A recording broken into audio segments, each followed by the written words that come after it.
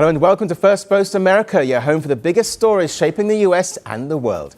I'm Cary, Johnston, live from the Firstpost studios. Our top story on the show today. Iran accuses the US of manufacturing a pretext for military intervention after a deadly crackdown on mass protests. Also on the program, Trump threatens serious action against Iran as Tehran refuses to bow down. But how do their militaries match up? Can Greenland and Denmark withstand US pressure ahead of a crucial White House Arctic showdown? And Donald Trump fuels controversy after a caught-on-camera middle finger gesture to a heckler goes viral.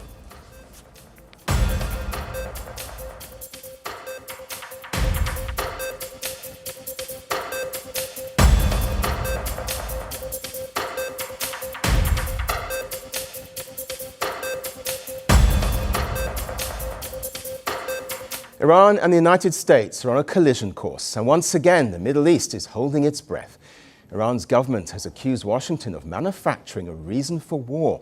It has also reportedly issued a warning for Trump's allies in the Middle East, saying it will strike US bases on their soil if Washington attacks. And the trigger for this, Donald Trump's warning.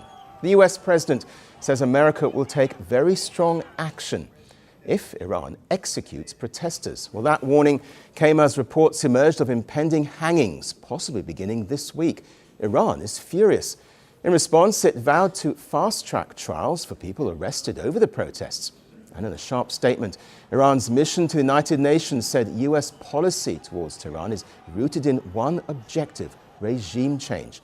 It accused Washington of using sanctions, threats, and engineered unrest, tools meant to create a pretext for military intervention. Iran says this tactic has failed before and will fail again. Iran's UN ambassador has now raised the matter with the UN Security Council. In a formal letter, he accused Donald Trump of encouraging political destabilization and inciting violence inside Iran. But Trump is not backing down. Before a visit to a Michigan car plant, Trump was asked about a possible military intervention in Iran. Something kinetic like that, or more like cyber? Well, I can't tell you that. I know exactly what it would be. We have to make a decision. But I can't be, obviously, I can't be telling you. And then in an interview with CBS News, Trump said if they start killing thousands of people, we'll see how that's going to work out for them.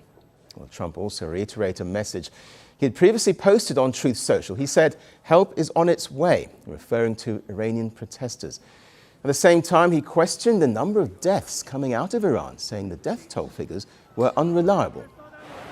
Nobody's been able to give me an accurate number. I have heard numbers from everything's a lot. One is a lot.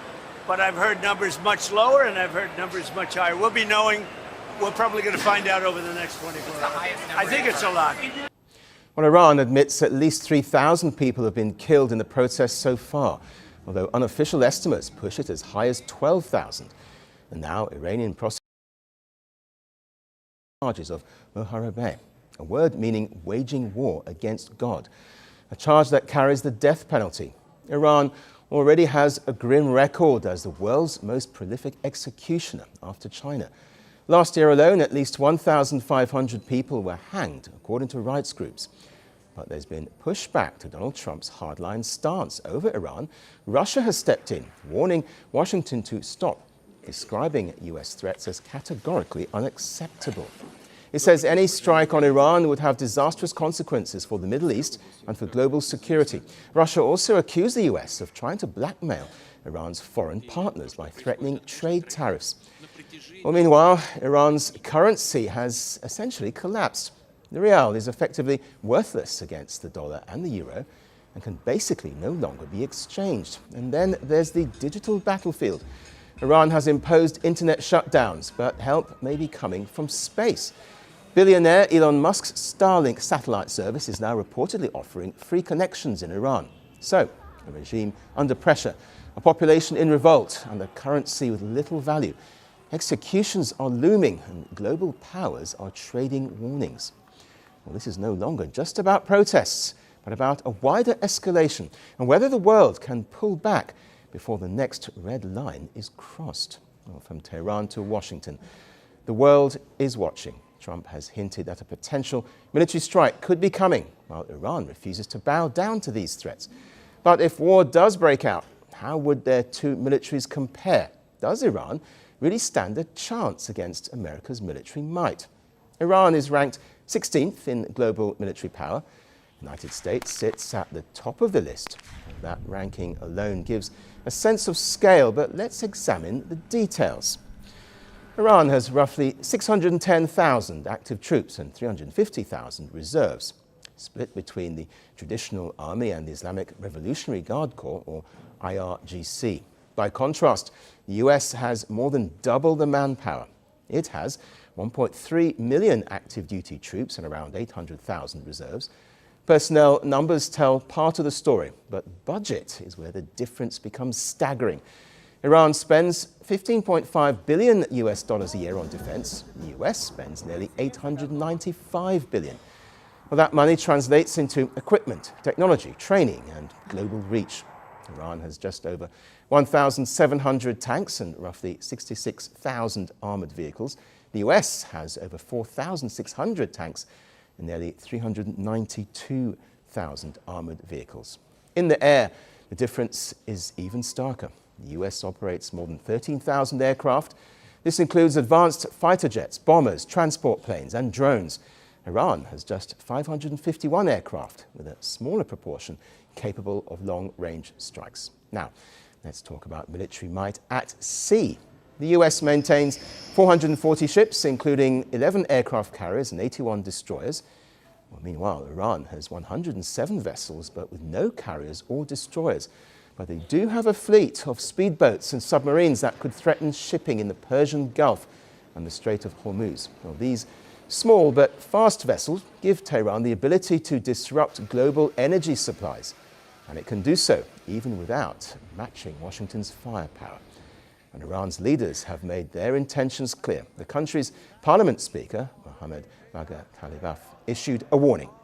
I also have an advice for the delusional president of the United States. Be careful that the advice you are receiving about attacking Iran are the same as the ones who told you that Mashhad has fallen. Therefore, so that you are not miscalculating, know that in case of an attack on Iran, the occupied lands, as well as U.S. military bases in the region, will be our legitimate targets.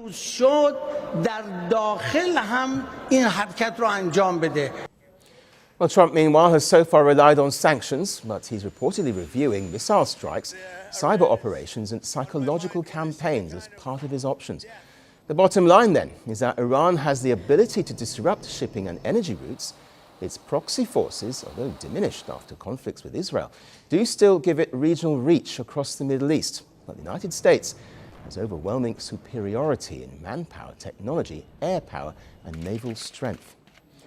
So in a region already on edge, military might may seem unstoppable on paper, but conflicts often throw up surprise tactics and unforeseen circumstances. The world is watching. Well, to get more perspective, we're now joined by David Dunn, who is a defence and security expert, joining us live from London. Welcome to the show. So presumably the US will be calculating the cost of any kind of military action. Would they be viewing those costs as acceptable?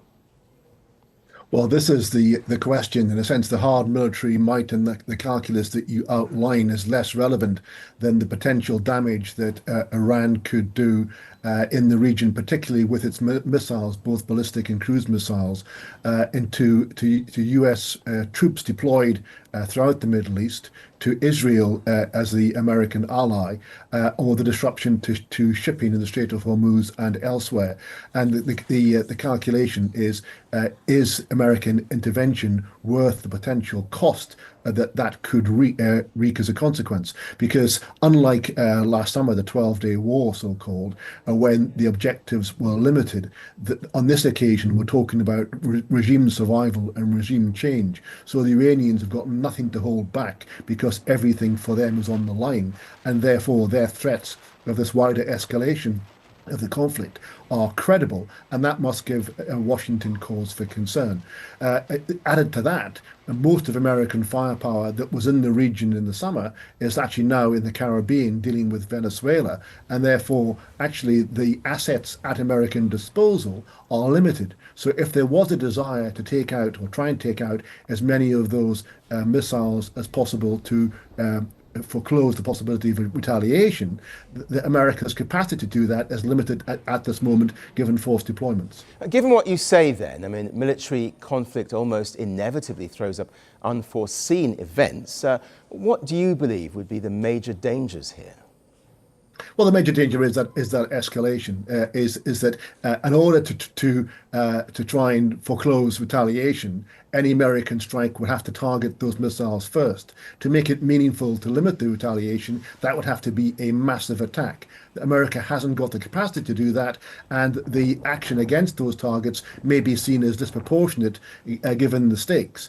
If it didn't go for the missiles, if it went for attacks on the security forces or on the Iranian leadership, the risk there is that Iran retaliates in such a way that it causes loss of life and massive disruption to shipping and commerce in the whole of the Middle East. And that, of course, is not what America wants either. What we've seen from Trump so far is very small, calculated surgical strikes, limited use of force. He's shown a caution on the wider use of force, despite the rhetoric, and therefore it would be untypical for him to unleash a much wider attack on Iran. And therefore, I think that the Iranians are calculating that they can call his bluff because he won't attack them given the risks concerned. Yes, you touched on this, but let me ask you, what about possible retaliation from Iran on shipping routes, for example, which can have profound economic consequences for the world?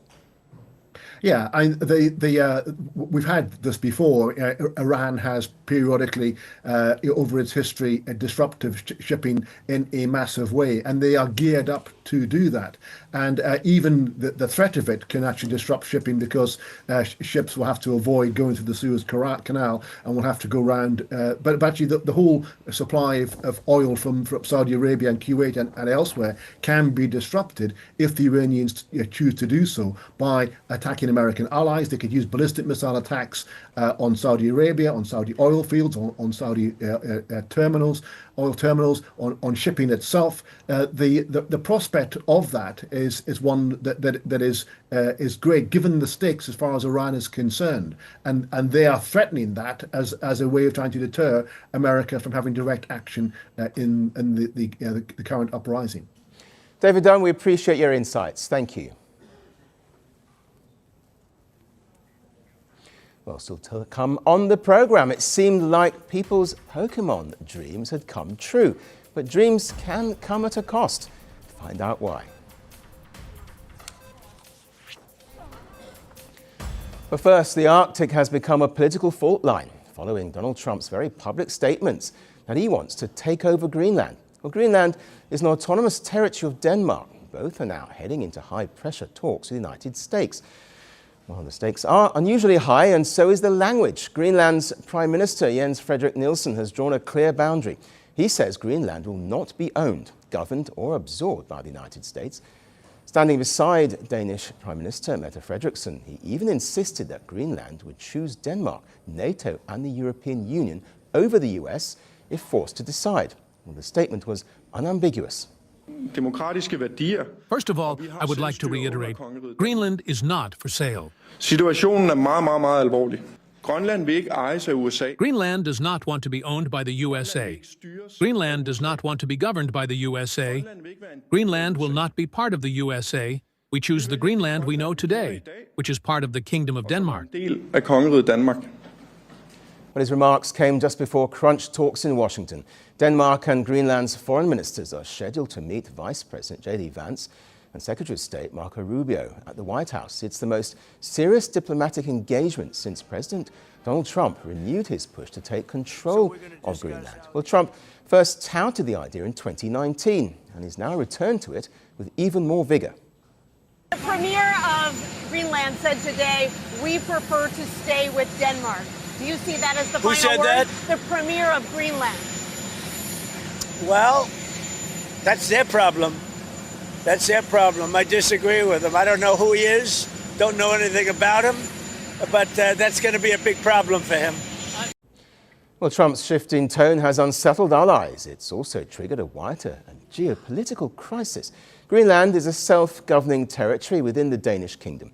Denmark controls its foreign and defence policy, while Greenland controls domestic affairs. The island has been moving towards calls for full independence since gaining significant self-rule in 1979. All major parties support that goal, but none support becoming a part of America. We have no intention of becoming American. It is not something we have aimed for, worked for, but we have worked towards more collaboration with Americans for many, many years. We are an American ally, but we do not see ourselves as becoming Americans. We are quite happy with being part of the Kingdom of Denmark. NATO unity now faces a rare moment of stress. The Danish Prime Minister has warned that an American takeover by force would effectively end the alliance. Meanwhile, other European leaders have voiced support for Greenland's sovereignty. The European Commission's president said that the EU has a strong relationship with Greenland and that Greenlanders can count on its support. And France's Emmanuel Macron warned that any threat to an ally's sovereignty would have unprecedented ripple effects across Europe. In fact, France also decided to open a consulate in Greenland on February the 6th, I should say, amid Trump's push for control of the Arctic territory. It's a political signal, but it also reflects a desire to be more present in Greenland, including in the scientific field, since that's where, in fact, the history between France and Greenland began to be written. Greenland's strategic value sits at the heart of the dispute. The island lies between North America and Europe, close to Russia. It sits on a key missile defense route. It's rich in minerals, and it's central to Arctic security. The US already has military access under a 1951 defense agreement that allows American bases and troops on the island. Denmark argues that this framework is sufficient. It says cooperation can deepen without changing sovereignty.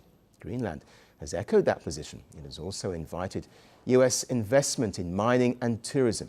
Ownership, however, is not on the table. Behind the scenes, NATO discussions are intensifying, and allies are exploring ways to boost their Arctic presence.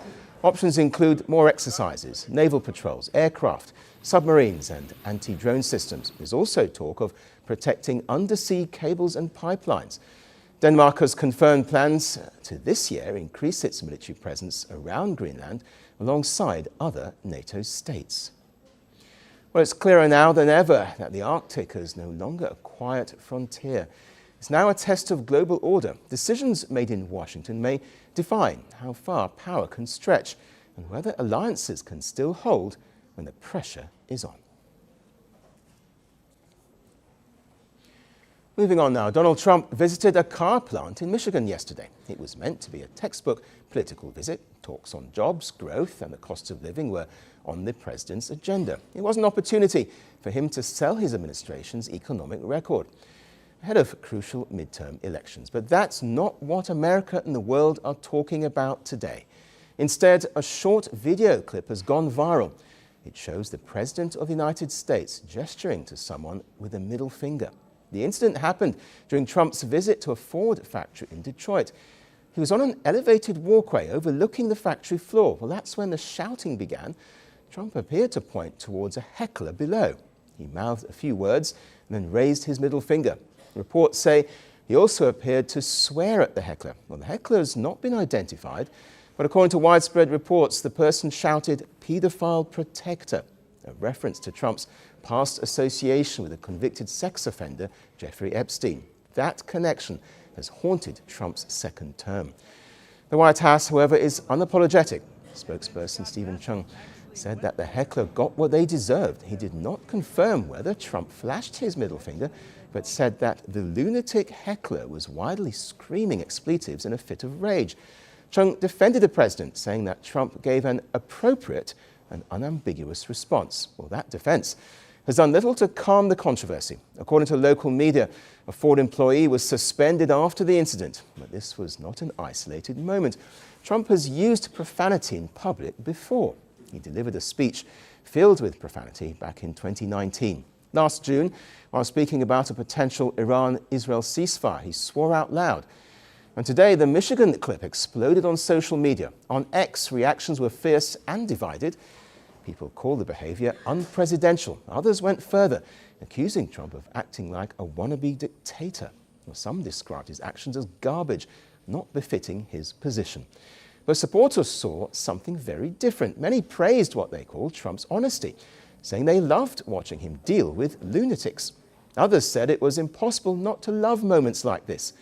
And that's the social divide. One president, one gesture, two Americas. Well, as the midterms approach, the question is no longer just about the economy. It's about style, temperament, and what voters expect from the highest office in the land. For some, this crossed a line. For others, though, it only reinforced why they support him. And finally today, for millions of Pokemon fans, it's a lot more than just a franchise. It's a childhood memory built on gym battles, trading cards, and the thrill of collecting. But a recent Pokemon merchandise release has stirred controversy as excitement over a nostalgic collectible gave way to a backlash over high prices and limited access. Here's our report. For many fans, Pokemon is pure childhood magic. It's Saturday morning with a Game Boy, trading cards in the school playground, and dreaming of earning all 8 gym badges in Kanto. So when LEGO announced Pokemon sets, especially ones inspired by the original Gen 1 era, it felt like a perfect nostalgia crossover. Pikachu, bricks, and memories of simpler times. What could go wrong? Quite a lot, it turns out. The excitement took a sharp turn when fans discovered that the much-hyped LEGO Kanto badge collection, a neat set celebrating the iconic gym badges, wasn't actually for sale. Instead, it was locked behind a massive paywall. To get it, fans would need to pre-order the LEGO Pokemon starter set, priced at a jaw-dropping $650 US. In other words, if you want those badges that once symbolized hard-earned victories in Pewter City or Cerulean Gym, you now need to spend close to $700 US. Unsurprisingly, fans were stunned. Many had assumed the badge sets would be a small, affordable collectible. Social media quickly filled with frustration. One user called the company greedy for setting a price like this. Echoing similar sentiments, another said the company is just looking to exploit people for money. Another angry user called the prices astronomical, while one user called the pricing anti-consumer. Adding fuel to the fire, the $650 LEGO Pokemon starter set sold out within hours of going live on the official website. So even fans who were willing to stretch their wallets missed out. The result? A familiar Pokemon-era villain emerged, Scalpers. The exclusive Kanto badge collection quickly appeared on resale sites like eBay, with listings ranging from $200 to $250 US. But here's the catch. The items do not ship until February 27th this year. Ironically, for many fans, paying $200 US on the resale market now seems like a cheaper option compared to buying the official set. It's a strange kind of maths that feels very 2026. The controversy doesn't end with pricing. Some fans aren't even impressed with the look of the official LEGO Pokemon designs. Online comparisons between LEGO's Pikachu and the older Mega Bloks version have sparked fresh debates. Critics have taken particular issue with Pikachu's face, with one fan joking that it looks like a cartoon character after being stung by a bee. Others pointed out that the Mega version appears better designed, despite LEGO's higher price and larger piece count. For Pokemon fans, the whole episode feels bittersweet. The franchise that once taught kids about friendship, perseverance, and earning rewards through effort now seems to be asking for premium prices and lightning-fast clicks. Nostalgia is powerful, but it's also expensive. Still, perhaps none of this is truly surprising. Pokemon has always been in high demand, and in today's world, that often means sold-out stock, resale chaos, and fans left grumbling online. The dream of catching them all is still alive. But in 2026, it seems you may also need to catch a very large sum of money to go with it. That's it on the show today, but we'll be back tomorrow. Join us then. Bye-bye.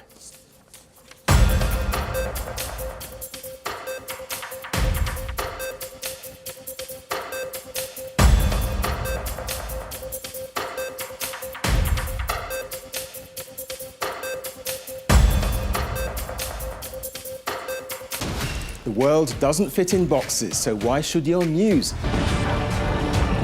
From battlefields to negotiation tables, from internet outrage to real-world injustice. The conversations everyone is having and the ones they're avoiding. It's the same show, but this new year, Firstpost America gets a new look. I'm Cary Johnston, and this is Firstpost America.